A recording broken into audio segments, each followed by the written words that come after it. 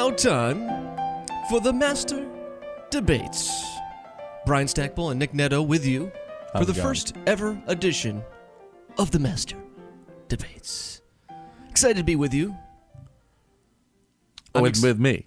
Yeah, of course. I'm excited to be with you, because we're going to have some masterful debates going back and forth. And this is going to be something we'll do every single week, and we will debate a topic back and forth. This time around, the first one we are going to be doing is talking about who would win in a fighting-type atmosphere. Do I say who?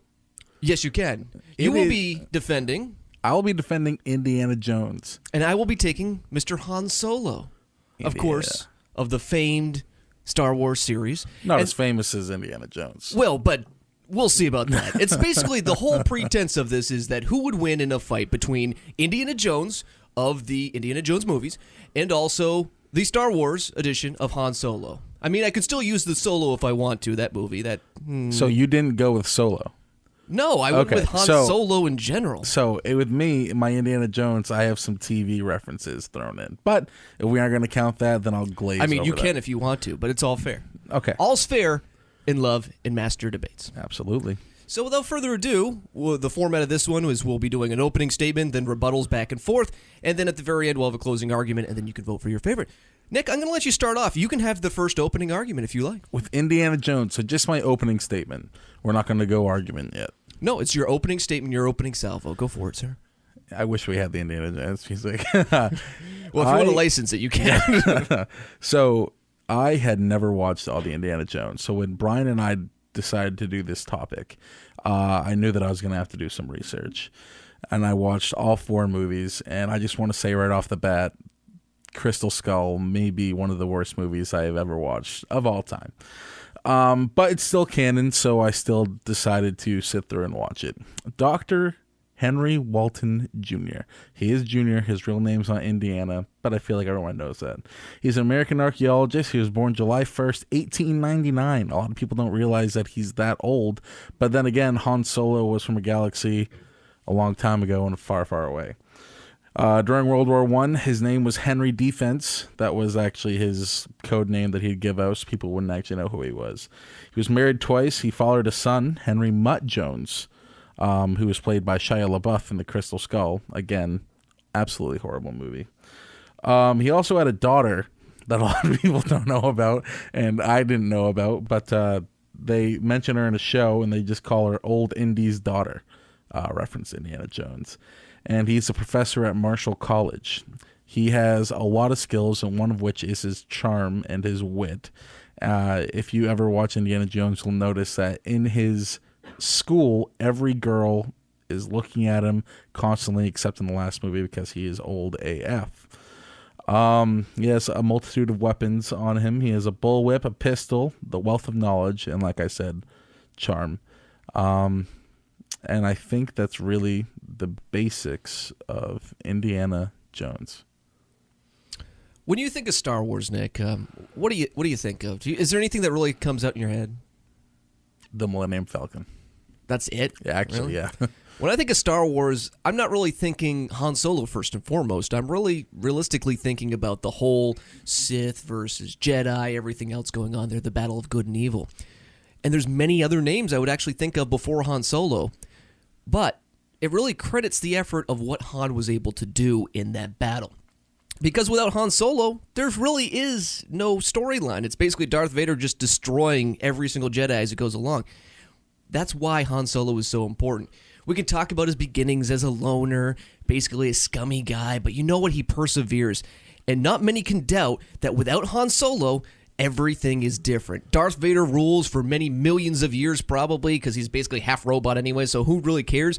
But it was basically due to Han Solo. I will give him almost not all the credit, but a good swath of the credit for helping out not only just the rebels, Luke Skywalker and Princess Leia, as I'll devolve into as we go forward and going back and forth throughout this debate. Without Han Solo, none of this happens. He is the key cog in all the movies, and he's also a skilled fighter and a warrior. You know that? He's not just a guy out there who's a smuggler. He's not just a guy who can maneuver through the galaxy super quick, but he's a guy who's got a keen shot, He's brave as all get out and will do anything possible to get it done.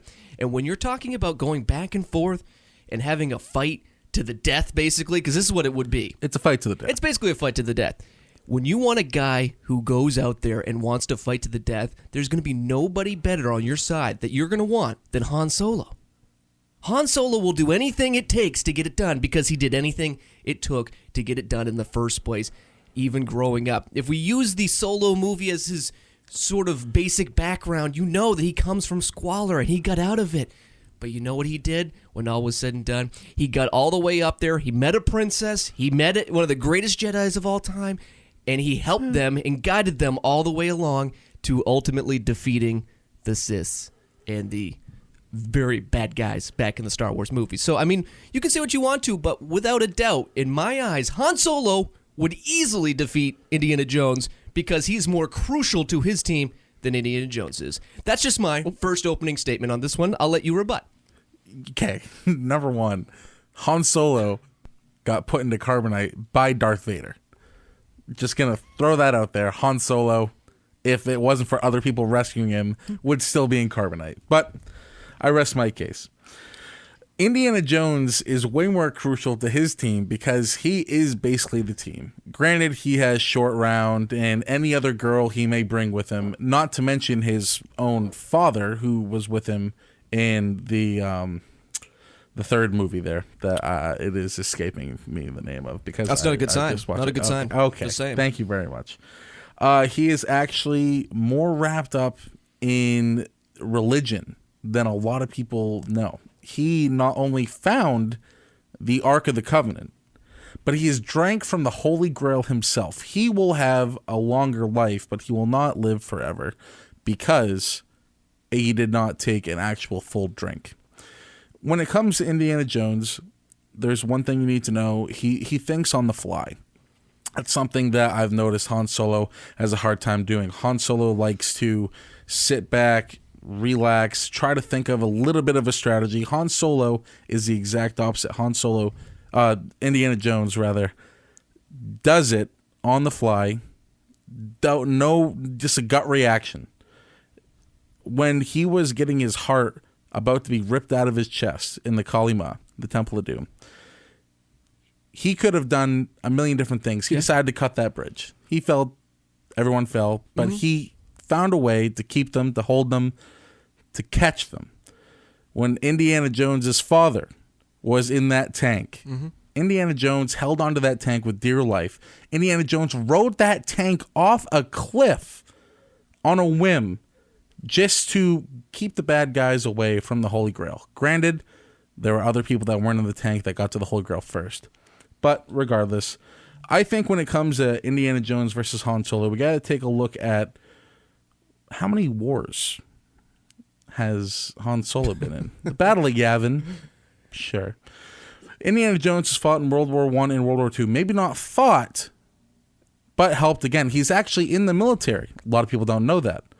Crystal Skull, you find that out more than ever. Indiana Jones has also survived a nuclear blast, something I can't say Han Solo has done.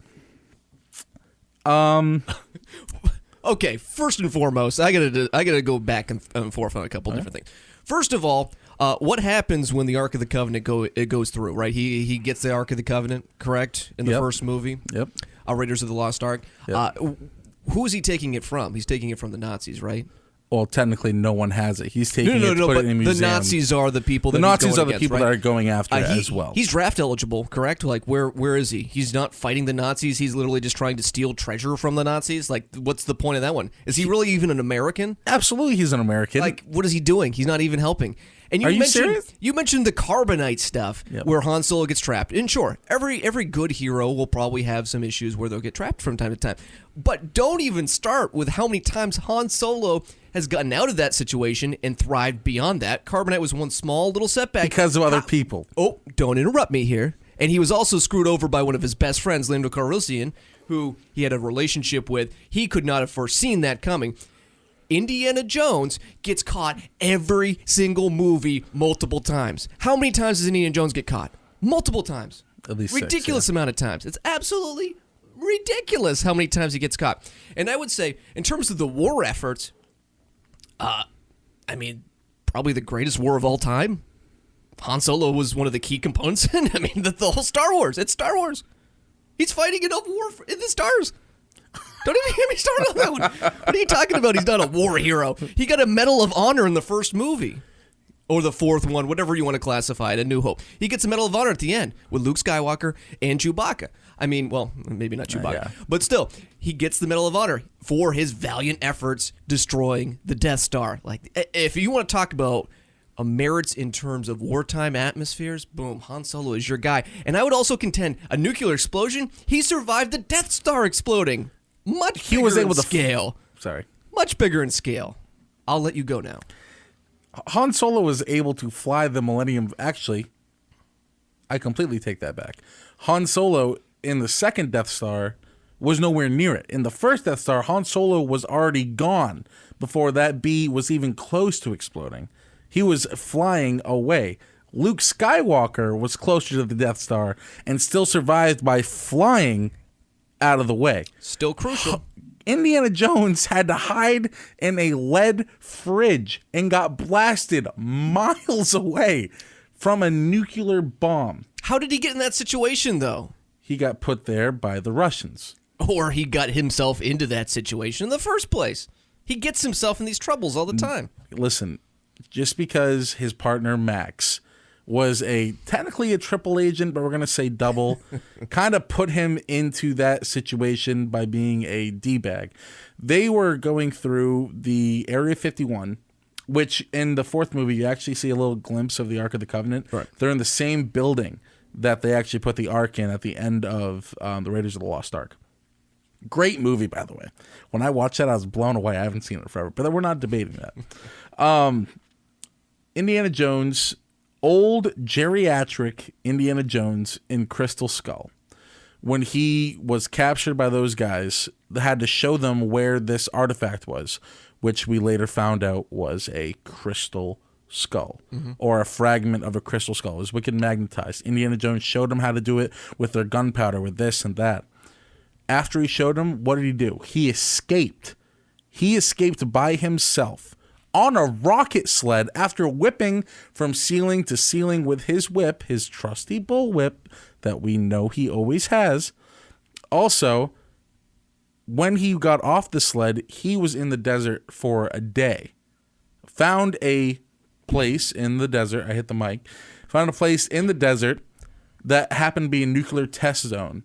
And on the whim, he decided to rip everything out of the fridge, hop in it, and he survived. Just because of his knowledge and knowing that anything in that house, the fridge was the best to hop in to help him survive.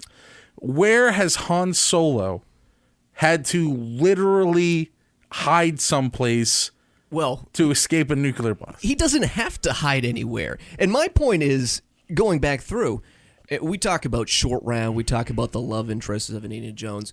The people surrounding Indy, which is part of the fight. It's going to be a one-on-one battle, but really it's part of the battle, the fight. You talk about allies. You have Chewbacca, his best friend, Han Solo has. He's got Princess Leia, his wife, ultimately, who's a pretty badass woman herself. Got divorced. Luke Skywalker, incredible. So what does Indy have? He's got his dad, who always gets him in trouble. He's got these various women. He can't lock anything down. He had Short Round in the second movie. What's Short Round going to do? No offense to him. He's not going to do anything. And not only that, is Han Solo, he can be a loner, but he's a great team player. As even George Lucas said, he said, quote, Han Solo is a cynical loner who realizes the importance of being part of a group and helping for the coming together for good. That's the perfect example of a guy who can get things done no matter what. He has a blaster, too. He has a blaster versus a whip. Have you ever heard the old adage, never bring a knife to a gunfight? That's the same type of situation. Never bring a whip to a blaster fight, my friend, because Han Solo's going to be blasting you up. What's going to happen when Indiana Jones whips that blaster out of his hand? Also, Indiana Jones has a 6-shooter on him. Yeah, but he never uses it. He does use it one time or every so. movie he uses it. He doesn't use it. His main weapon. No, his main weapon. His main weapon is the whip. But when that guy is coming at Indiana Jones with a sword and he has his whip in his hand, he puts the whip away, grabs a pistol, shoots the guy dead right there. That's what's going to happen to Han Solo. Han Solo is going to be all cocky and everything. He's going to start talking to Indiana Jones, just going to be like, boom, boom, dead. Harrison versus Harrison, dead. Which one of those Harrisons actually died in the movie? Han Solo. Well, we don't know yet, because Indy could die. I mean, theoretically, Indy should be dead at this point, I'm pretty sure. If we're looking at the timeline of when he was alive back in the 40s and everything else and moving forward, I should be dead. I do want to say something real quick. On the Indiana Jones fandom page, it says that there is an Indiana Jones 5 being made. Yes. I did not know that in 2022. I do not think that we will see Indiana Jones die in that movie. You sure about that? I am positive. Well, let me bring up, too, when we're talking about a fight, you talk about who will do whatever it takes to win. The thing about Indiana Jones, my friend, is that he always wants to get these artifacts, right? He wants to get the artifacts, and he wants to give it to a museum. He's got those virtues and those values. He's always trying to be good. Yeah. Right? Religious artifacts, always taking down the Nazis. He doesn't really have that bad bone in him. Oh. He does it all for the greater good. And when I'm talking about a straight-up street fight, I want the guy who came from the streets. I want the guy who came from the squalor. I want the guy who did anything possible to get him and his girlfriend out of that mess. He transports stuff. He's not a good guy. He's got his redeeming qualities. He's the perfect anti-hero, and he does whatever it takes. I also want to bring up, when we're talking about a battle between the 4 movies, I'm talking New Hope, I'm talking Empire Strikes Back, Return of the Jedi, and then even The Force Awakens. According to the YouTube video, Mr. Sunday Movies, he had a death count for Mr. Han Solo. You know how many confirmed kills he had? How many? 42. Wow. You know how many confirmed kills Indiana Jones has in those 4 movies? How many? Not that many. I think There's been some ancillary deaths, but more often than not, Indiana Jones doesn't necessarily legitimately kill the person. He puts them into a situation where they might die or then later perish, but he doesn't necessarily kill them himself. What do you... Okay. Other than the Sultan guy with the swords, No. You're talking about a guy, he shoots him right there. How many other people did he legitimately kill? At least 30. At least 30. But it's still not the same as the 42 combined kills of creatures and also stormtroopers. Not to mention the first time you ever see Han Solo. What does he do? What does he do, Nick? Shoots Guido. Boom. He's murdering someone the first time you see him. Within a minute, he's killing somebody. Okay. I think we really need to think about... We got to go back to the fight. Right? Yeah. Indiana Jones versus Han Solo. 2 guys in the middle of a street. Both of them have guns. One of them has a whip. Who's going to win? The guy with the scientific blaster. Like a bullet can maim you. The guy blaster's with going to the destroy bullet. you. It's the guy with the bullet. At the end of the day, Indiana Jones is going to take his whip the gun out of Han Solo's hand, going to shoot him dead in the street, going to go over, say something cocky like he always does, and he's going to walk away into the sunset. That is what's going to happen. I'm sorry that you failed to realize that, but after watching these 4 movies, Indiana Jones is the definitive badass. All I can say is watching the blasters, and we're not talking about a stormtrooper shooting with the blasters, right? Where it's going to be missing all over. I think we saw The Mandalorian where they made fun of that. This is Han Solo. This is a marksman. This is a guy who's got proficiency and skill. It's a guy like Liam Neeson in Taken who has acquired a lot of skills over his years. Skills that he can use to take out on, the Sith, stormtroopers, on anyone in his way. And he's a guy who's going to do and stop at nothing to get that done. I'll take the blaster any day, plus Chewie in my back pocket as opposed to Short Round as my duo. We're not talking who's in back pocket. You still have to have Chewie. I would every day take Short Round over Chewie. Whoa, that's the most incredibly weird thing. Short Round over Chewie? Short Round. Okay, listen. What? Okay. You're telling me you'd rather take a giant animal. Yeah, like a 9-foot tall guy? Cute, adorable little Asian kid that just wants to help. Who gets you in trouble all the time. No, who gets you out of trouble all the time. You know what that is? I think I know what that is. That's the gavel for the closing arguments. I'll make my closing argument first. I'll give you the final one here today. I like that gavel. When you're looking at who wins between the fight, we've laid out a lot of great cases here between Indiana Jones and Han Solo. You really first have to ask yourself, who has what it takes to get the job done? When you're talking about a street fight, I mean, both are incredible in their own regards, and if I'm looking at it on paper, I'd say I'd like either one of these men in my corner. But while I love Indy, his reluctance to do anything really hurts his case. Han Solo will do anything. He doesn't have these altruistic views of himself. He'll do anything to get the job done. He's shown it time and time again. He's a war hero. He'll do things that borderline on being an anti-hero where he can almost be a villain, but he always gets it done. If he didn't save Luke by taking the Tauntaun with the lightsaber, Luke dies. None of this ever happens. He's showing his worth right there. He does everything he possibly needs to get things done.